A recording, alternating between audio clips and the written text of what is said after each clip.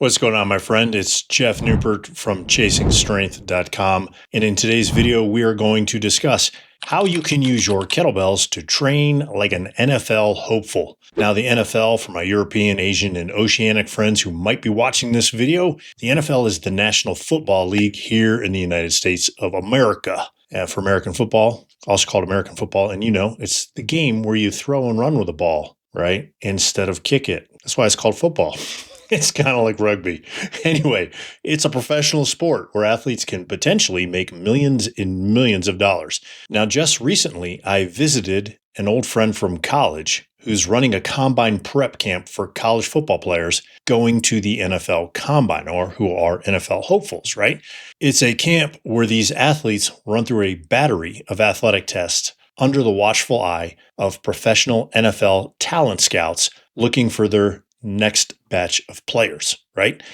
Now, I'm going to tell you straight up, I paid very careful attention to what my buddy told me because he's trained over 420 NFL players over the last 15 to 20 years. So to say that he might know what he's talking about would actually be an understatement, right? So two of the most notorious tests in the NFL combine are the 225 pounds for max reps bench press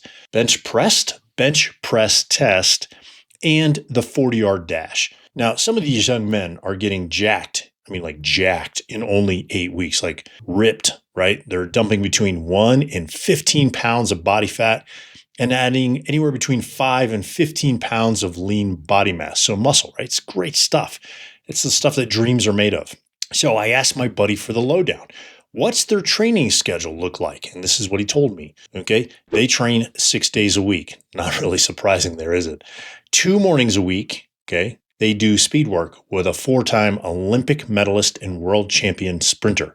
4 afternoons a week, they do strength work. The strength work is split between 2 lower body sessions and 2 upper body sessions.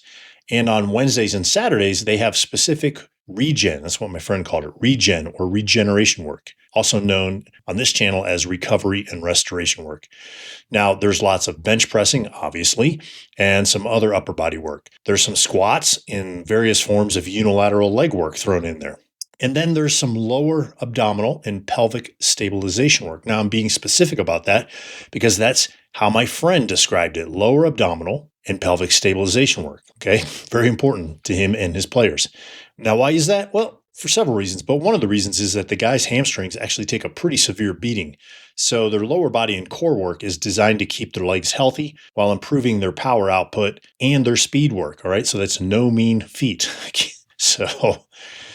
Plus, you know, these guys, they have a tendency toward an anterior pelvic tilt. That's where your pelvis, if you can imagine the pelvis as a bucket, it's where the front kind of dumps forward and everything spills out. And that anterior pelvic tilt will jack up their lower backs because it makes your lower backs tight, all right? And by having the back of the pelvis elevated, right, that actually puts an unnatural stretch on the hamstrings, which makes these guys more prone to hamstring injuries, okay? Also, it tends to inhibit the function of the deep abdominals and the lower abdominals, hence his emphasis on lower abdominal work and core stability work, okay? Now, of course, there are deloads built into this program, and they do whatever they want for the rest of the time that they're at this clinic or this camp, and they have the rest of their days off, literally. So imagine that you train for, I don't know, maybe 2, 3, 4 hours maximum, including regeneration work, and then you get to do whatever you want, okay? Oh yeah, almost forgot this part. Their nutrition is totally managed for them. That's huge, right? Imagine somebody making and prepping your meals and just telling you what to eat and then serving it to you, right? Now let me ask you something. Does this look like something an average 40-something or 40-plus-something-year-old man can do? No. You know why? Simple. That's because the average 40-something-year-old man or 40-plus-something-year-old man does not train or work out at all. In fact, only about 20% of the population of the United States exercises at all. And I'm not even sure what that percentage is in the rest of the world, which means the average person or someone belonging to the other 80% doesn't work out or train at all. And guess what? That's most likely not you since you're watching this video. So you're already above average. Fist bump. Know what I'm saying? All right. But most likely, I'm guessing you're not in the kind of shape that would potentially earn you millions of dollars as a professional athlete. Okay. And truthfully, that option, it's really just not in the cards for any of us on this channel. So another question, what makes us think that we should endeavor to mimic the training of these soon-to-be pro athletes, like so many guys our age try to do. Nothing. That's what. Okay. Unless, of course, you don't work for a living and you're a multimillionaire and you got tons of passive income coming in. Okay. And plenty of time on your hands. And you know what? Knock yourself out. But again, I'm guessing that's not most of us here on this channel. All right. However, I do want to share 5 things that we can all learn from these football players' programs. Okay. Number 1, most importantly, build in your recovery. Okay. No recovery, no results, period. End of story. Shut it down. Go home. You're done. Okay. Number 2, do direct abdominal or core training work. For most of us, just kettlebells or just kettlebells, air quotes, like we like to use here on this channel, really isn't enough, right? Almost all of us need some kind of pelvic stabilization, core stabilization work. And almost all of us could use some form of direct core strength work. If college athletes, hoping to be pro athletes, need it, how much more so the rest of us? How many times a week should you do it? 2 to 3 times should be enough, okay? I recommend you actually systematize your abdominal work or your core training, okay? If you don't know how to do that, I'll leave a link to a program for you in the video description below. Number 3, this is huge. Work your legs if you can. Now, these guys work their legs a lot, like daily, okay? Most guys in their 40s and beyond have hip, knee, and lower back injuries or problems that prohibit them from many times working their legs directly. So squats and lunges, they might be out of the question unless you two undertake specific restoration work, just like these guys, right? Shouldn't come as any surprise.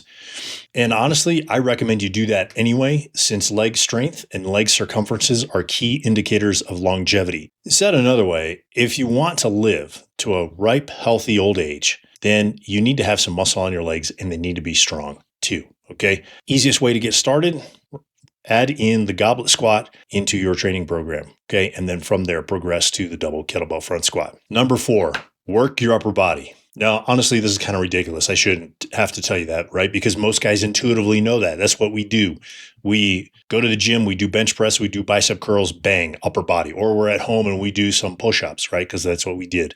So most of us don't need to be told that. And so when I asked my friend, what exactly do you do? He pretty much said, well, nothing fancy, right? Just what works. So obviously there's some bench press in there, there's some rows, pull-ups, that sort of thing.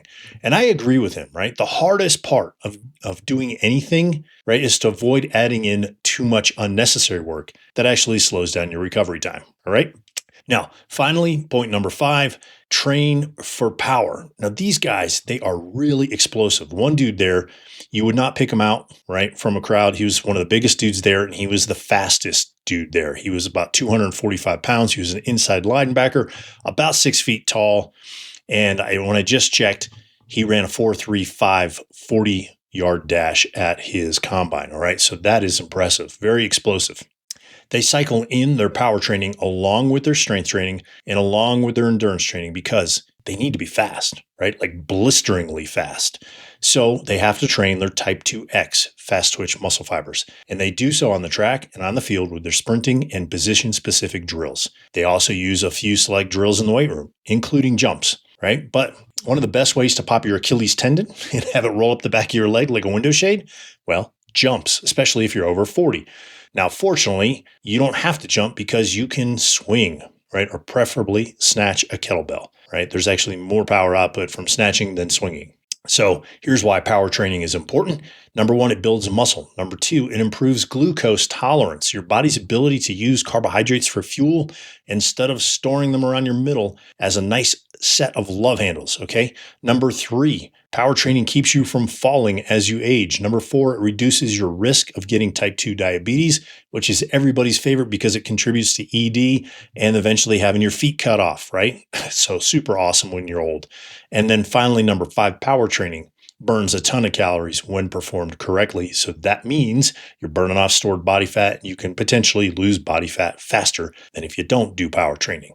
So sure, like I said, you start with your swings. But also, like I said, you'd be best served training the kettlebell snatch. Okay, don't be in a rush. Learn the swing and then progress to the snatch. Use it as a standalone exercise or as part of a larger, more comprehensive training program. I'll leave a link in the description below for you on a Snatch program if you're interested. Now, another exercise you can use, which is more complicated, requires more shoulder mobility, more thoracic spine mobility, but is well worth learning if you have the patience and the time, is the double kettlebell clean and jerk. Okay.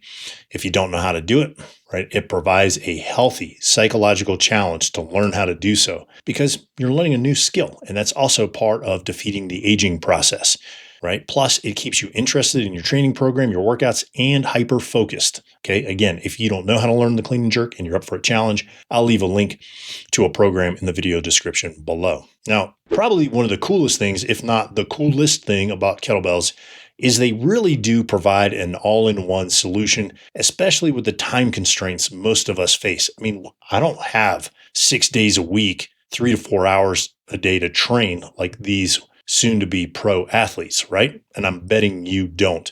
So we can compress a lot of the things that these guys are doing into properly designed kettlebell training programs, okay? So I think it's just a good point for us to remember that as men over 40 with responsibilities, we really don't have any business mimicking 20-something-year-old single athletes training programs, right? Especially guys who are right there on the border of college to pro, right? This is almost the pinnacle, or it's like one step below the pinnacle of elite athletic performance, okay? And that's not us. However, we can look for similarities. And the good news is our kettlebells are perfect tools to implement those similarities to become leaner, stronger, and more powerful. So we don't end up in a rocking chair flinging poop at a nurse when we're in our 70s and 80s. Okay. So hopefully you found this video helpful. If you did, click the like button, smash the subscribe button, share it with a friend who you know is over 40, but is kind of stuck in that I should train like I did when I was in my 20s, when I was, high school or college athlete. Hopefully he wasn't in his 20s in high school, but you know what I'm saying. All right. And then feel free to leave me a comment in the comment section below. Just keep it classy. Okay. Until next time, my friend, stay strong.